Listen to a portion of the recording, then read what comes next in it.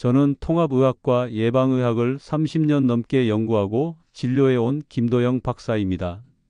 수많은 환자분들이 병원에서 치료를 받으면서 내가 더 이상 할 수 있는 게 없어요 하고 말씀하실 때마다 안타까운 마음이 들었습니다. 하지만 저는 오랫동안 지켜봤습니다. 매일 밥상에서의 작은 선택이 몸을 바꾸고 암의 재발을 막고 기적 같은 변화를 만들어내는 모습을요.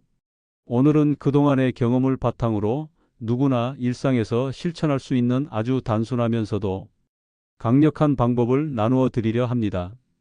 암세포가 자라기 어려운 몸을 만드는 3가지 음식 이야기 지금부터 차분히 들어보세요. 암이라는 단어만 들어도 마음 한켠이 서늘해지고 잠시라도 걱정이 스며드는 건 어쩔 수 없는 일입니다. 누구도 이 병 앞에서 담담하기 어렵습니다. 어떤 분은 이미 긴 치료를 견디고 계실 거고 어떤 분은 가족이나 소중한 분의 병이 혹시라도 다시 재발하지 않을까 늘 마음 졸이며 지내실 겁니다. 이런 시간을 견디다 보면 나는 아무것도 할 수 없다는 무력감이 찾아오기도 합니다. 하지만 분명히 말씀드리고 싶습니다. 매일 우리가 식탁에서 고르는 작은 선택이 생각보다 훨씬 큰 힘을 가지고 있다는 걸요. 오늘 이야기 드리려는 것은 특별하거나 복잡한 식이요법이 아닙니다. 누구나 실천할 수 있는 단순하지만 강력한 음식의 힘입니다. 그것은 암세포가 자라기 힘든 몸을 만들고 재발의 위험을 줄이며 결국에는 우리 몸의 자연스러운 회복력을 일깨워주는 기본적인 식습관입니다. 아마 많은 분들이 이미 알고 계실 겁니다. 현미밥이 좋다는 이야기, 채소를 많이 먹으라는 조언, 달콤한 고구마가 건강에 이롭다는 정보. 하지만 그저 좋다더라 하는 정도로만 알고 스쳐 지나가 버리면 이 음식들이 가진 진짜 가치는 잘 느껴지지 않습니다. 저는 오늘 이 3가지 음식이 왜 암과 싸우는데 중요한지, 어떻게 몸이 달라질 수 있는지를 좀 더 깊이 이야기해 보고 싶습니다. 먼저 현미입니다. 현미밥은 겉으로 보면 특별할 것 없어 보입니다. 그냥 껍질만 남아 있어서 퍽퍽하고 소화도 잘 안 될 것 같은 인상이 들죠. 그런데 이 작은 현미 속에는 흰쌀이 결코 담을 수 없는 생명력이 고스란히 들어 있습니다.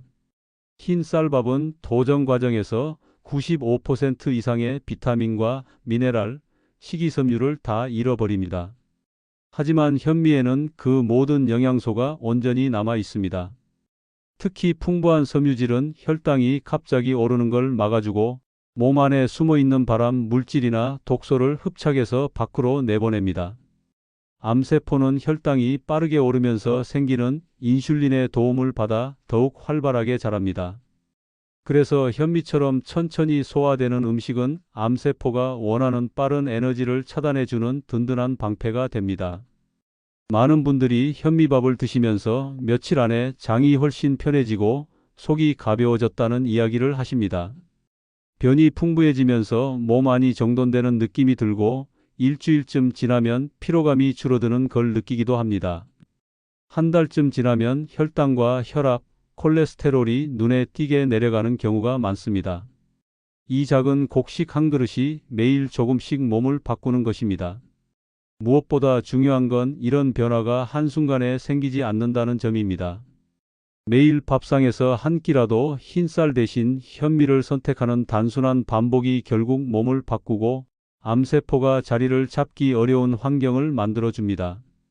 그리고 우리 몸이 진정으로 회복되려면 곡물만으로는 부족합니다. 암은 늘 염증과 함께 자랍니다. 몸에 숨어있는 만성 염증이야말로 암세포가 성장할 기회를 주는 토양이 됩니다. 그 염증을 잠재우는 가장 좋은 방법은 매일 신선한 채소와 해조류를 충분히 섭취하는 것입니다. 양배추와 브로콜리, 케일과 시금치 같은 채소에는 몸 안에서 손상된 세포가 스스로 죽도록 유도하는 자연스러운 신호가 들어 있습니다. 이건 복잡한 약물이 아니라 식물이 우리에게 주는 놀라운 힘입니다.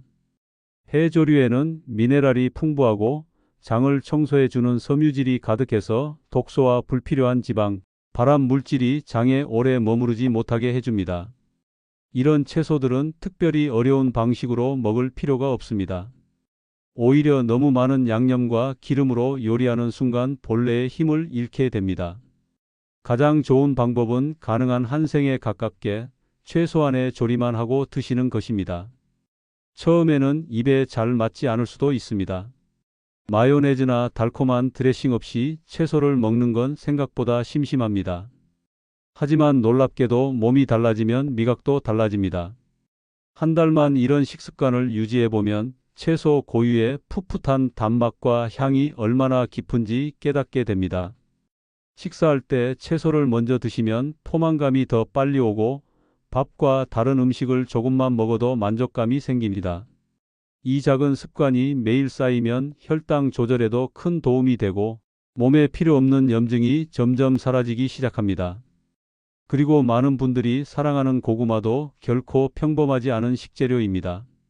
달콤한 맛에 자주 찾게 되지만 그 달콤함 속에 암세포의 성장을 억제하는 강력한 힘이 숨어 있습니다.